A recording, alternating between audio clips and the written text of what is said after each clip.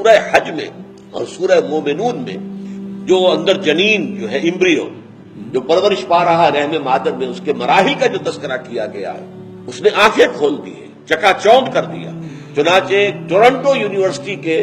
دو بہت چوٹی کے بایولوجسٹ، ان کا میں آپ کے سامنے گواہی دے رہا ہوں،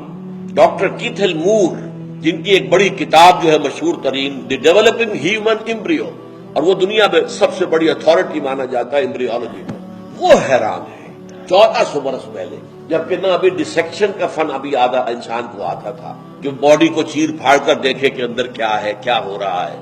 اسی طریقے سے ابھی مائکروسکوپ نہیں تھی کہ جس سے پتہ چلے کچھ چھوٹی چیزوں کا۔ اور پھر یہ نقشہ ایمبریولوجی کے یہ مراحل اس قدر صحیح جو آج ہم سمجھتے ہیں اس کے مطابق قرآن مجید میں کیسے آئے۔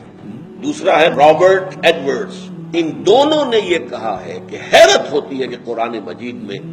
آج سے 1400 برس قبل علم جنین کے یہ حقائق کیسے آ گئے۔ جیسے مورس بکائی جو تھا، فرینچ سرجن تھا، اس کے پاس علاج کے لیے گئے تھے شاہ فیصل شہید رحمت اللہ علیہ، وہاں انہوں نے تحفہ پیش کیا قرآن کا اسے، انہیں عربی سیکھ کر پھر قرآن پڑھا اور پھر اس نے کمپیریٹو اسٹڈی کی، بائبل کی اور قرآن کی، تورات اور قرآن، اور اس کے بعد وہ دنگ رہ گیا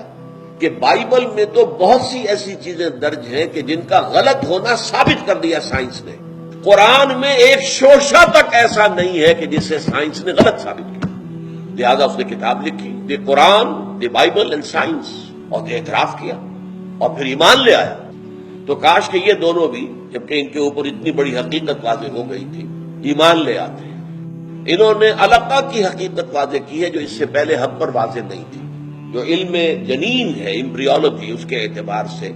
قرآن مجید میں بہت آیات ہیں اللہ تعالیٰ کی، نشانیاں ہیں اللہ کی خلاقی کی۔